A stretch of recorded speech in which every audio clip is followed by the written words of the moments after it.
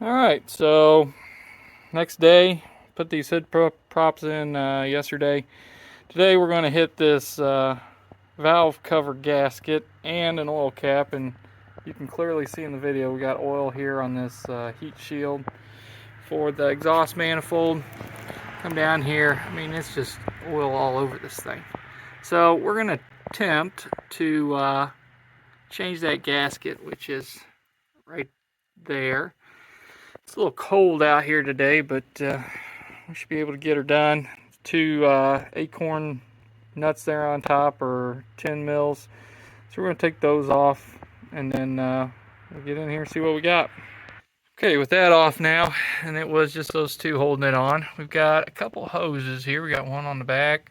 We got some little retaining wiring harness thing there.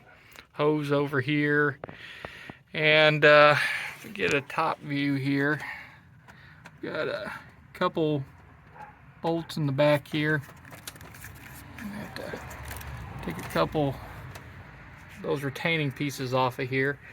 But boy, you can tell that this oil filler's been leaking or something. I don't know what's going on with that. I don't see anything crazy wrong with it. Maybe there's supposed to be a gasket on top, but I got a new one of those too, so we'll get that gasket on here. These are all 10 mils, so we're going to start by taking these coils off of here, and this actually would probably be a good time to go ahead and change spark plugs out, but I don't have any spark plugs, so we'll leave those alone for now. We'll go ahead and get those out. Let's see here if I can do it one-handed.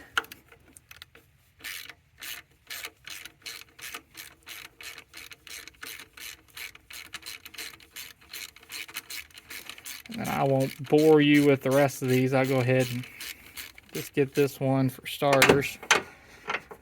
See if I can get that thing out. Okay, 110 mil. Put that in my pocket.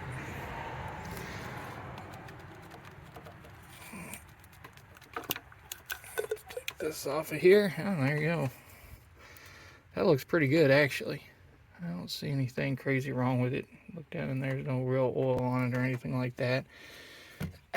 We'll unplug these two.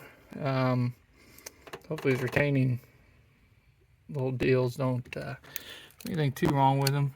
Can't really see down there, it's a little dark. You can see the spark plug just barely down there at the bottom of that. So we'll go ahead and take off the rest of these, set them to the side, and pick up the video once we get that done. Alright, one thing to note is I got these off of here. There's these little white plastic pieces in here, and they want to come out of here when you yank them off of those coils. So I'll just stick them back in there. Every single one of these little retaining snaps broke off. So shame on you, Toyota. They were just like, you just push on them, they snap. So definitely not the way it's supposed to be, but I don't know, heat and cold and everything else here in Indiana, maybe that causes stuff like that to happen. This wiring harness here is actually held in over here on this side, so that has to be removed. So that's what we're going to do next, and then we'll get these hoses off of here. And then we'll probably start on these other bolts. Well, that one was pretty hard to get off. So I just got to fold it up here for a second. On this wiring harness here, it's actually connected down below, so we'll see if I have to end up taking that wherever it's mounted down here off. But for right now, that hose is at least off. We'll move on to the next one. I definitely had to use some screwdrivers on it to try to pry it off of there. It was stuck on pretty good, so we will move on to the back hose now. Alright, so something I want to show on the video is this retaining clip back here. If I can get it to focus. There we go. So it is on this little metal thing. Alright, so you stick a screwdriver in there and the whole retainer comes off. You stick a screwdriver. I might even be able to show y'all. But there's a little tab you can stick a screwdriver in on this top side here. Maybe I can get this down here, right there. Stick a screwdriver in there, and it'll come off of there because this thing is wrapped like right around this. So the other thing I got to do is I'm gonna have to move, scoot back here, top of the alternator. There's that bolt. I'm gonna take that off and just get this whole wiring harness out of the way. I think that'll be the best bet. This both of these hoses actually are crazy stuck on there, so this one may actually have to be replaced. It's so dry rotted. So that's something to consider when you're doing this. You may need a new one of those. And that's just a vacuum line coming off the intake on the back there. So easy to replace that. That's no big deal. Yeah, so we'll get that off and kind of go around here, make sure there's nothing else holding it down, and we'll yank this valve cover off. Alright, so we got all the bolts out. Basically, stick a screwdriver or something kind of right in this area, pop it up.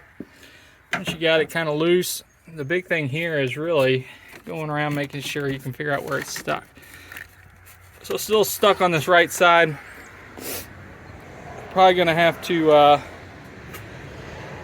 keep tinkering with this wiring harness. I mean, I don't really have any good advice or anything necessarily, any genius ideas here. It's really just look around, see what you can kind of move out of the way, because you want it out of the way as much as possible when you put it back on. This one over here, of course, just try to get that out of the way without having to unhook the entire alternator. That's what I'm really trying to avoid right now. You can see that cable's on there and whatnot, but yeah, I think it's really just a matter of figuring out what's holding this guy on here, and then yeah, come right off. So I'll start the video up once I get there. Okay, so I had to unhook the alternator to get that wire out of the way. I would rather do that and get this thing back on here the right way.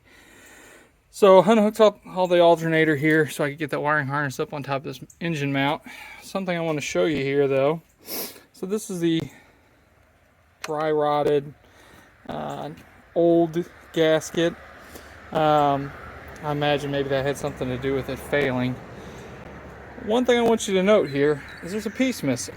Okay, whenever you do this, you need to make sure that you get all the pieces out, and there it is. So this little guy goes right here normally, so that to the side. Check our tension on our timing chain. Everything's good there. I don't see anything over the top on this engine. I mean, it's getting oil up here. I don't see anything super duper wrong with it. So I think it's good for some more miles, which is great. Okay, so what I'm going to do is I'm going to pull this old gasket off of here, which is simple enough. I don't need to show that. The gaskets go around the edge, but it also goes around these openings for the coils and the spark plugs. So I'm going to clean that off, make sure I don't have any residual left on here, and then we'll get the new one on and we should be done. Alright, so one thing I did a little bit different here is these things are like solid as a rock, and I can't get them off as is. Try getting a little screwdriver in here. These have got to come out so that the new one can fit inside of these grooves. So what I did to get like this one out here is I've got my handy dandy heat gun, and I'm essentially just heating them up with the heat gun, softening that plastic up, and then prying them out. So you get in this situation where this thing, you can't get them out because they're breaking. Because literally on this side, that's what was happening. The plastic was so brittle, it was just breaking. So I pulled out the heat gun, and let's put a little heat on it. And then, yeah, now it's, pliable. So if you're in that situation, give it a shot. It's pretty warm, so you might need a screwdriver or whatever, but it might help you out. Okay, got the new gasket here. You can see how pliable it is, unlike the one I just yanked off of there. Okay, this is through Rock Auto, as well as the oil filler cap that we're going to put on here. I want to basically lay this in here. You can see one, it does go a certain way. The wide end has to go down here where the timing chain is. I can't do this one-handed, so I'm not going to try. But Basically put it inside of the groove here. Oops. And yeah, good as gold. So I'm going to go ahead and do that. I think y'all can figure this out on your own. Alright, so I made a little diagram here. It took me a minute actually to find anything on torque specs and sequence. So I drew up this little diagram here so you can see this is the timing chain side, Okay, the original one I found actually had an extra bolt there, and then when I looked at this one I was like, there ain't no bolt there. So I just redid the numbers real fast. You can see it's cross pattern, so you follow that order. Roughly 8 foot-pounds, which you can do the conversion on inch pound, or inch pounds, or Newton meters and all that other good stuff if you want to. There are converters online. So I don't have a torque wrench that goes to that level, so I'm just going to stick with 8 foot-pounds.